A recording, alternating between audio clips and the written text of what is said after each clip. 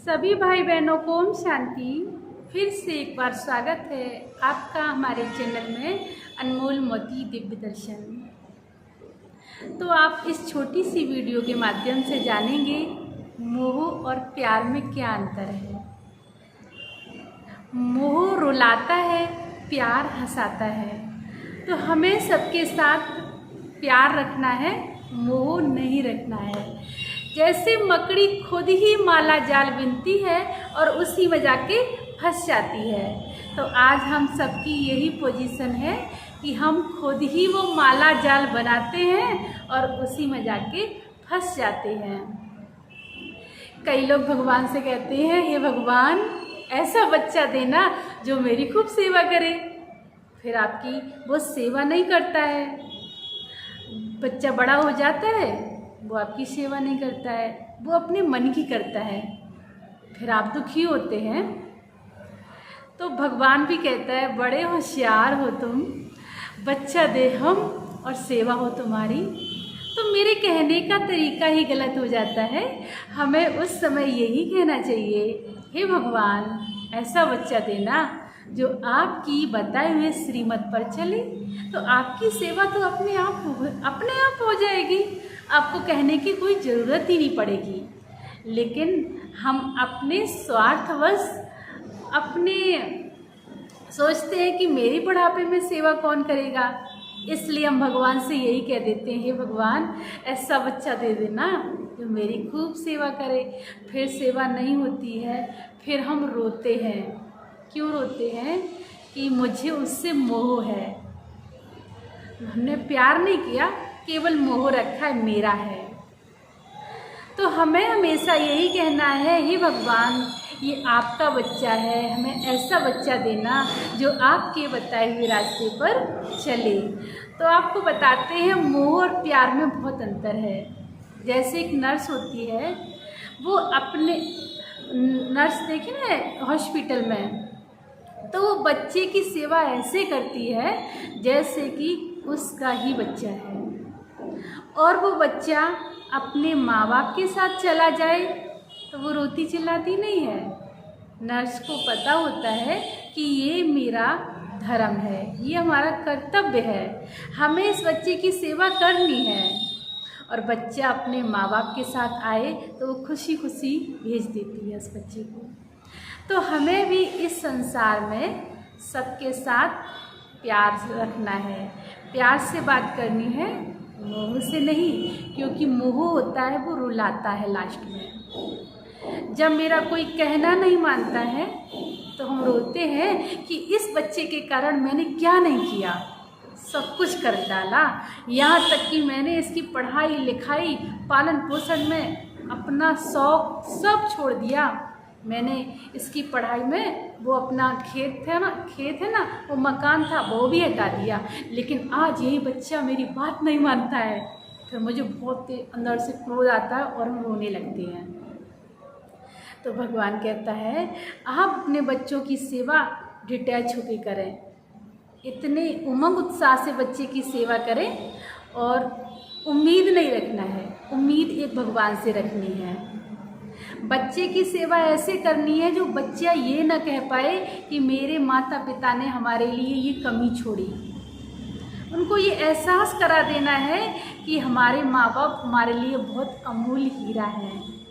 लेकिन आप बच्चे की सेवा के साथ साथ, उसकी पढ़ाई लिखाई के साथ साथ भगवान को याद करें, भगवान से प्यार करें, बच्चे से भी अपना धर्म निभाएं, कर्तव्य करें कि ये मेरा एक कर्तव्य है इस बच्चे का पालन पोषण पढ़ाई लिखाई करना। लेकिन उम्मीद मुझे एक भगवान से रखनी है कि भगवान का ये बच्चा है, ये भगवान के बताए हुए रास्ते पर चलेगा तो आपकी सेवा में कोई कमी नहीं रहेगी और आपकी सेवा हो जाएगी। लेकिन हम मोहवश यही कहते हैं, मेरा है मेरा है। जो आरती में हम कहते हैं, तन मन धन सब कुछ है तेरा। तो जो हम कहते हैं, ये तन मेरा ये तन और मेरा ये मन, मेरा ये धन, जो हम पैसे गिनते हैं ना, ये आपके नहीं है, ये सब भगवान के हैं। आप ही तो कह रहे आरती में। ये सब भगवान ने आपको दिए हैं कि इन्हें केवल आपको ज़रूरत पड़ने पर आप इसका प्रयोग करें, व्यर्थ ना गमाएं। तो जो कुछ मेरा है वो मेरा नहीं है, यहाँ तक कि ये शरीर भी मेरा नहीं है। जिसे हम इतना अच्छा खिलाते हैं पिलाते हैं, ये शरीर भी मेरा नहीं है। अंत समय में ये भी मेरा साथ छोड़ देगा और मुझे अकेले ही जाना पड़ेगा भगवान के पास में। तो यहाँ इस संसार में कोई भी अपना नहीं है। जब तक आप काम करते हैं, सबके लिए कुछ ना कुछ लाते हैं, सबके लिए कुछ ना कुछ करते हैं, वैल्यू तभी तक है आपकी इस घर में। जिस दिन आप किसी काम के नहीं रहेंगे, कोई आपका साथ नहीं देगा, हर व्यक्ति यही कह देगा अब तुम किस काम के हो। सही बात है, किसी काम के नहीं है। हाँ, जब तक हिम्मत थी, मेरे अंदर वो उमंग था, जवानी थी, तब तक मैंने सबके लिए किया। हाँ, लास्ट में हम किसी के लिए नहीं होते हैं। सही बात है। तब हमें दुखी होना पड़ता है कि इन बच्चों से मैंने कितनी आस लगाई थी, और फिर वो इंसान रोता है कि इसी समय के लिए मैंने तुम्हें इतना बड़ा किया था, इसी समय के लिए तुम्हें पढ़ाया लिखाया था, यही जवाब सुनने के लिए हमने तुम्हें पढ़ाया था। फिर क्या होता है, अंदर से रोना आता है बहुत तेज कि मेरा समय, मेरा पैसा, मेरी सारी उम्मीदें पानी फेर दी, अब हम क्या करें भगवान। तो वो इंसान आंसुओं से नहीं रोता है, वो खून के आंसू रोता है। इसलिए उम्मीद केवल एक भगवान से रखनी है, बकाया यहाँ किसी इंसान से नहीं रखनी है। जहाँ भी आपने सोचा, अपने लिए सोचा, वहीं आपको धोखा मिल जाएगा और धोखा आपको रुलाएगा। तो भगवान से उम्मीद रखो, किसी इंसान से नहीं। आपका कर्तव्य है सबके साथ बहुत अच्छे से सेवा करें। जैसे एक नर्स होती है, बच्चे की सेवा बहुत अच्छे से करती है जैसे उसका ही बच्चा है, और बच्चा अपने माँ बाप के साथ चला जाए तो वो रोती नहीं है, ना ही दुखी होती है, हंस हंस के उसको भेज देती है। तो हमें भी सबकी सेवा बहुत अच्छे से करनी है, लेकिन उम्मीद एक भगवान से रखनी है कि ये भगवान की बताई श्रीमत पर चले, मेरा बेटा नहीं है, ये भगवान का बच्चा है। तो अवश्य आपकी सेवा हो जाएगी, क्योंकि आपने अगर भगवान को अपना साथी बनाया होगा, अपने घर का एक सदस्य बनाया होगा।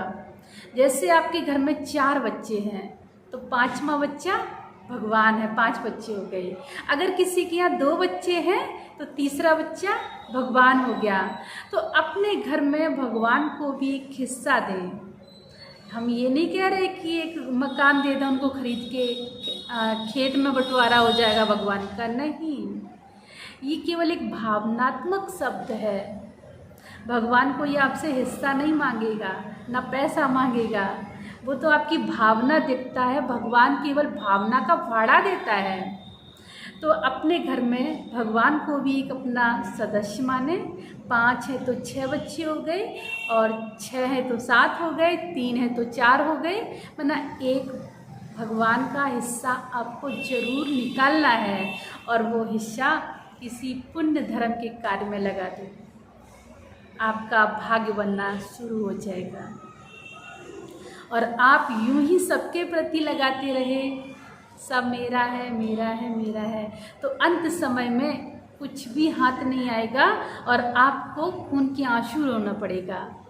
इसलिए भगवान को अपना साथी बनाएं, उसको भोग लगा के ही खाएं, क्योंकि इस संसार में कोई भी अपना नहीं है।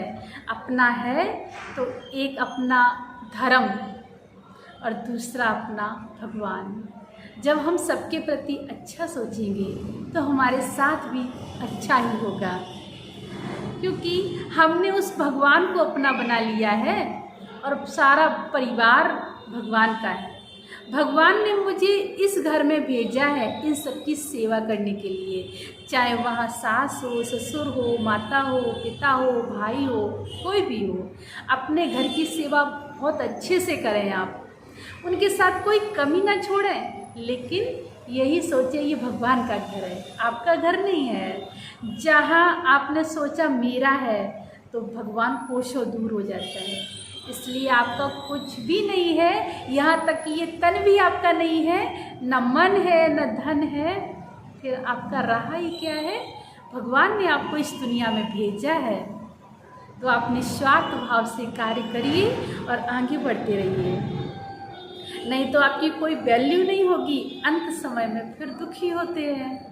जैसे एक तांगा वाला घोड़ा होता है ना, जब तक वो कमा के लाता है घोड़ा तब तक उसे अच्छा अच्छा खिलाया जाता है, और वो बुढ़ापा आ जाता है उसके ऊपर, वो किसी काम का नहीं रहता है, तो वो सड़ सड़ के शायद मरता होगा घोड़ा। इसलिए यहाँ उम्मीद किसी से नहीं रखनी है। उम्मीद आप समझ ही गए होंगे किससे रखनी है, एक भगवान से रखनी है। तो आपकी नैया हंसते खेलते मुस्कुराते यूं ही पार हो जाएगी, आपको पता भी नहीं चलेगा, क्योंकि भगवान को आपने अपना साथी बना लिया, अपना परिवार का एक सदस्य बना लिया, अपना बच्चा बना लिया, और तो आपकी सारी नैया का खिवैया एक भगवान हो जाता है। तो आप सभी लोगों को अच्छी लगी होगी हमारी वीडियो, तो मिलते हैं किसी नेक्स्ट वीडियो के साथ। तब तक के लिए सभी को ओम शांति।